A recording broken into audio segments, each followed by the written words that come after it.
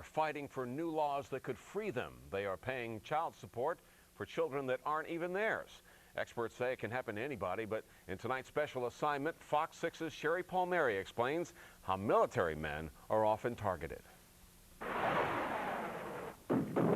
Taron James never dreamed when he returned from the Gulf War he would end up here. We need to stop this. Fighting against paternity fraud after he says he became a victim of it.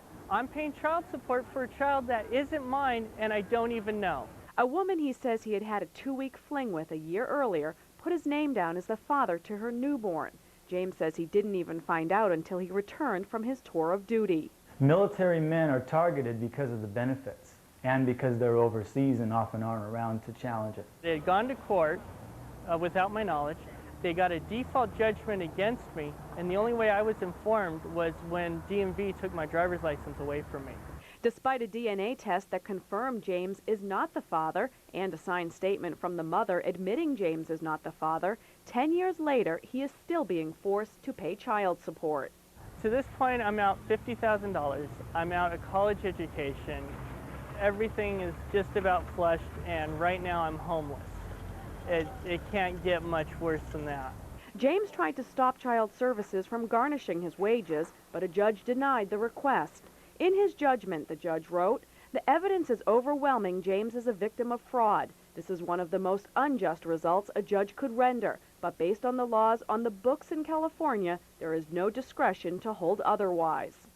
From the day a child is born, the man has 2 years to contest that he's the father and 6 months to contest a judgment. If he's 1 day late, he could be locked into paying child support for 18 years. The reason the laws are set up the way they are is that it's important for us to get the cooperation of the fathers to come in and say either they are, or if they're not, for us to know that so that we can go through the process of finding the actual father. Child Services says the longer they wait to track down a father, the more difficult it becomes to find him, and the longer the child has to wait to get financial support. At minimum, 100,000 men per year in the United States are being misidentified as the father. That's minimum, probably much higher than that. And so we know that a lot of these men are also having judgments against them and getting locked into it. James is fighting for new laws. AB 252 is a proposed bill that would help victims get relief and give the court more discretion while extending the time period a man has to challenge a judgment with DNA. It is a complex issue that does not easily lend itself to simple solutions.